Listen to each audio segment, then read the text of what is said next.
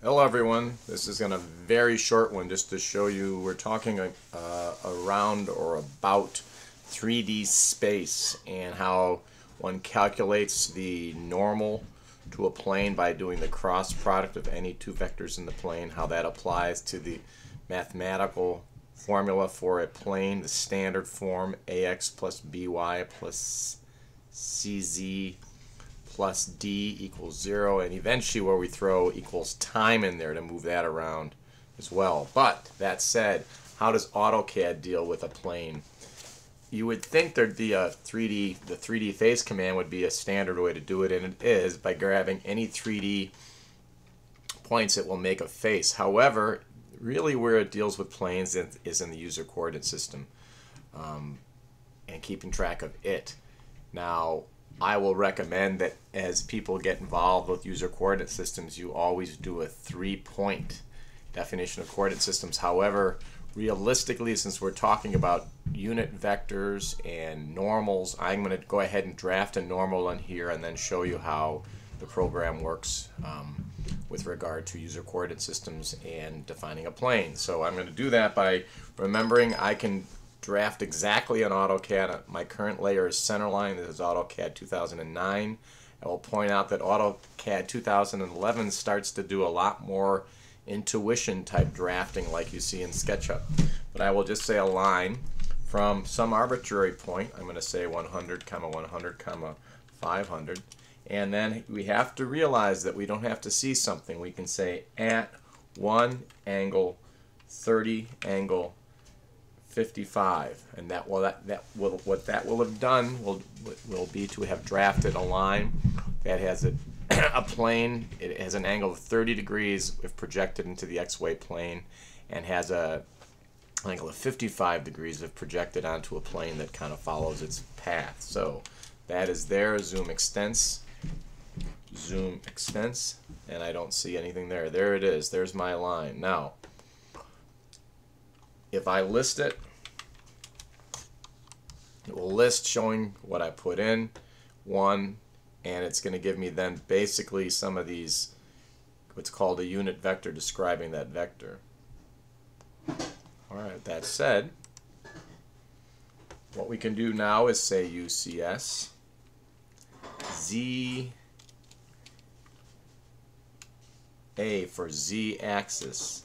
New origin point or object, I'm just going to say AOBJ for object, and when I grab that, you see it is defined that plane. So if I now say plan, I'm looking straight down at that line. We wouldn't be able to tell that from here, but I'm looking straight down. I can now say UCS. Very interesting that you want to save. It's not one of your options, and we're going to call this looking. Bit of an issue with the computer here, looking down.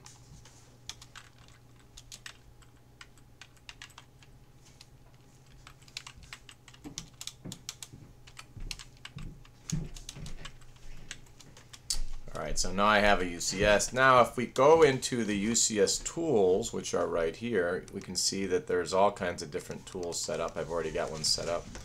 But right click and any toolbar brings up a set of toolbars.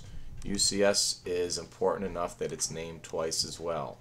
If we want to look at how things are stored here, we can go to there, look to looking down, and look to the details. And you notice it is stored by its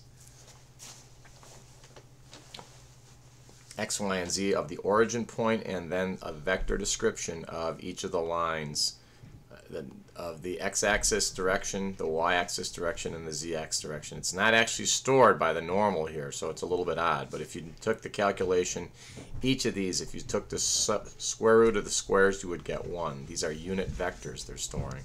So we store direction by a vector of length 1, and we can store any vector by its magnitude and a unit vector, which we often call lambda.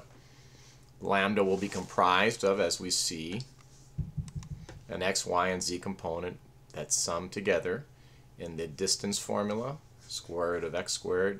I'm sorry, the sum of the squares of x squared, y squared, and z squared. So that said, right now we have that, and now if we just basically start drafting, line from here with no snaps, it will put things on that plane. So I'm going to go close. If I now list any one of those lines with the snaps not on, they will be at 0 elevation in the current coordinate system. And the current coordinate system is not the world.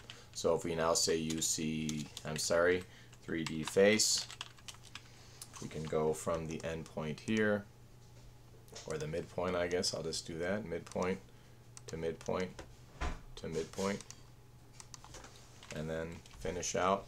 If we now say UCS world and then plan, we can see that zoom extents. Out here someplace we have that 3D face that we made. And if I say shade, you can see it there. So this is actually normal to that plane there, that line there. And at some point, if we wanted to actually list that, LIST, it's back to where it was. If we go ahead and list this, it tells us where the 3D face is. And I can explode that. I can list this. It's telling me some odd stuff that it was drafted. It doesn't give me what it purely is, but it kind of does here. It gives me the X, Y, and Z of that. So just to realize that you can use AutoCAD to do normals.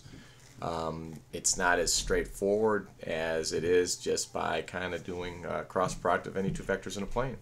But you'll be doing all of these on a regular basis. You're going to be doing things, moving things around, or moving your camera around, and you're going to see, particularly for me, UCS world, and then the command plan is probably the one of the more important ones you're going to want to do. You're going to see me doing a lot of V-point. 1, 1, 1 means I'm looking from the northeast from an elevation of around 30 degrees. And there I can see someplace out there where my thing would be. Later on you'll see you're going to be storing perspective views, so you know exactly, there's my view right there. I think if I do zoom extents here, it should find out that this has some issues out on my AutoCAD 2009. So remember that UCS is the way that AutoCAD deals with the normal, and if you draft a unit vector that is a normal originating at the point you want to be your 0, 0, it will set up a coordinate system that way, though I recommend doing then a 3-point, so you actually know which way the X and the Y goes, not just the Z. Thanks for listening.